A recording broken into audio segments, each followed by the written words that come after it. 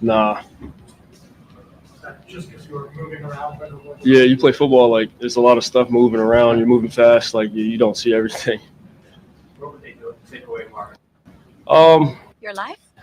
Honestly, man, I wouldn't say they were just taking them away. I think, I'm just, as a quarterback, obviously you're going through your reads. Sometimes the ball goes to him, but that's not, it's not my job. Obviously, I have a sense and a feel for guys when they don't get the ball and when they're, when they are getting the ball. But, I leave that up to Drew. Drew always, he tells me don't worry about that type of stuff. Just keep playing your game and, get the ball to where the ball's supposed to go. That is Cardinals quarterback Kyler Murray. It's not his job, apparently, to get the ball to Marvin Harrison Jr. Welcome back, everybody.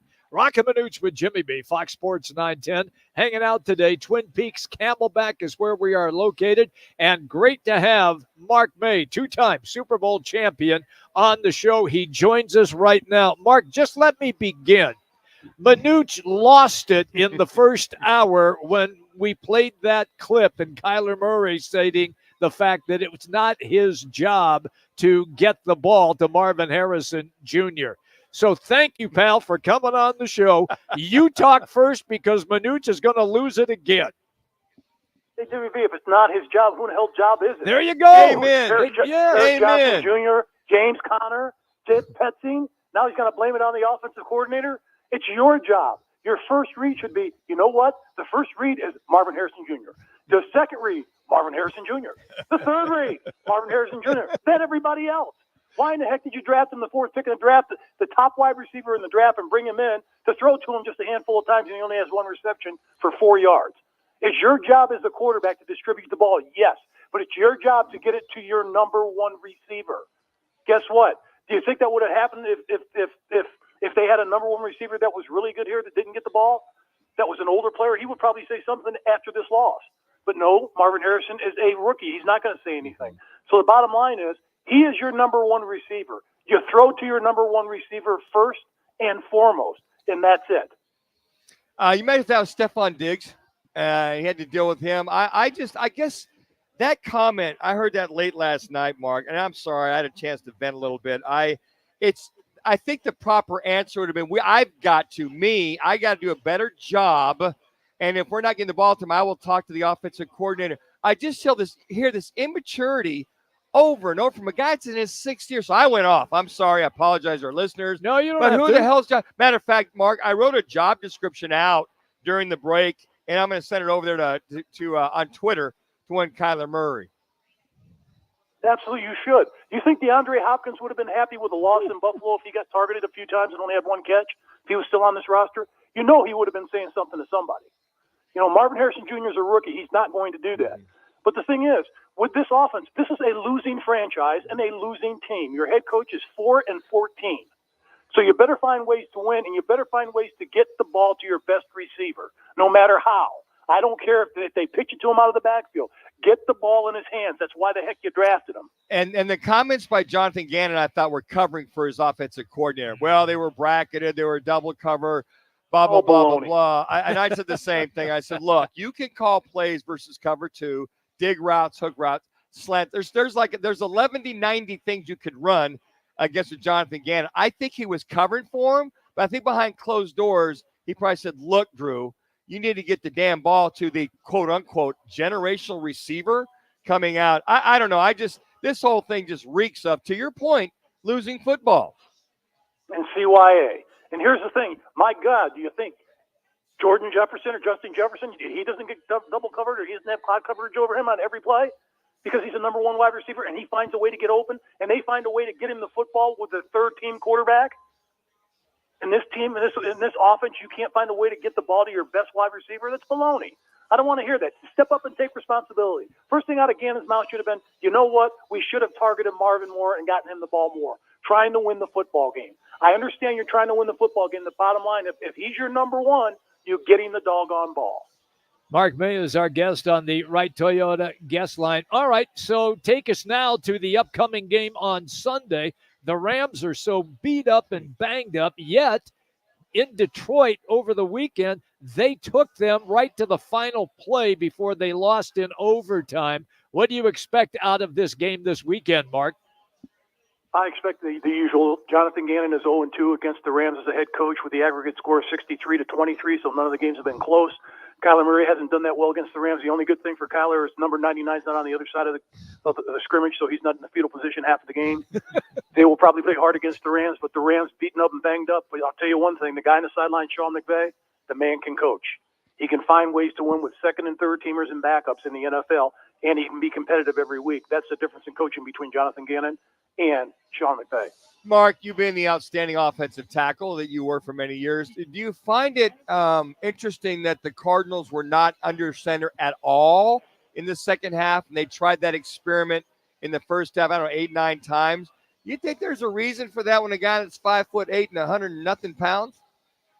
Absolutely. Just think about it. If he's 5'8", 5'9", he's taking a snap from a 6'5" center, and he's got guards that are 6'4" and 6'5". As soon as he takes the snap, they stand up and block. He can't see the defense. He's got to drop back. That's why they're in the gun all the time. Just admit it. If you're better out of the gun and he can't see, just do it. All this stuff about putting him under the line of scrimmage, it doesn't matter. He's got to take the snap anyway and read the defense, and it's better for him because of his height to take the shotgun snaps because he can see the defense much better, and he's not right behind a 6'5" offensive guard or offensive center. So I understand what they're doing, the concept they're doing, but they just go for these stupid things. The people in the media, you need to do this, you need to do that. No, you need to coach him better. You need to play harder. You need to make halftime adjustments that are winning halftime adjustments. You know what? You probably should practice harder because most of the games that you're in the first half, you fall away in the second half. I don't know if it's because the plays are scripted in the first half, but I'll tell you one thing. The other teams get better in the second half because Buffalo turned the switch at halftime, and they were a better football team in the second half. That's why they won. We're all with you on that 100%. Quickly to college football because we got several questions for you there as well. ASU on the road tonight at Texas State. Your thought on playing on a short week for both teams? Well, I'll tell you one thing. If they can come out and play like they did against Mississippi State, they've got a great chance to win this game. But don't sleep on this team at Texas State. The Bobcats are for real. Last year, this team beat Baylor by double digits early in the season, and they can play with the big boys, and they've got depth. I know a guy that runs a betting fund, and this is his best bet of the week is taking Texas State in the 2. But I don't know if Arizona State can come back off a short work week. It's going to be interesting to see. They played a very physical game on Saturday. It's going to be tough for Scadaboo. I don't think he's going to have as many touches as he did in the game against Mississippi State. 3. But if they try to feed him the ball that much off a short work week, it's going to be tough for him to complete the season staying healthy just because he's getting so many hits and so many touches because he's not going to shy away from anybody. He's going to run over people, and I love the way he runs the football. Mark, it looks like the Pac-12 become the Pac-6 in 26 and 27. Looks like the buyouts are going to happen with 4 teams coming from the Mountain West. Do you see more teams coming from the Mountain West into the Pac-12? I think that's probably going to be a possibility. I think when you look at it, it all comes down to the dollars. If the Pac-12 can get a better television contract than the Mountain West, and teams from the Mountain West are going to shy away and probably go to the Pac-12. But we'll see what's going to happen down the road. It's always all about money, the bottom line. But it was interesting to see what happened with the 4 teams going over to the Pac-12 in the future. But I'm going to be interested to see if anybody else from any other conference makes the switch because I think it's going to be difficult because there's so much money in the buyout for them to leave their conference and go to another conference. A lot of schools just can't afford it. Do you think that, and it's far-fetched because Notre Dame is the independent in football, that there's enough money from the Pac-12 to entice Notre Dame to come and be part of that Pac-12 conference, even though they got the basketball side of things in the ACC? Not a chance. If Notre Dame goes anyplace, it's going to be the Big Ten because they're going to pay them a heck of a lot more than the Pac-12 would pay them. And they're going to stay independent as long as possible because they've got that contract with NBC. So basically, they don't have to go anyplace. They're already in the ACC for basically half of their games.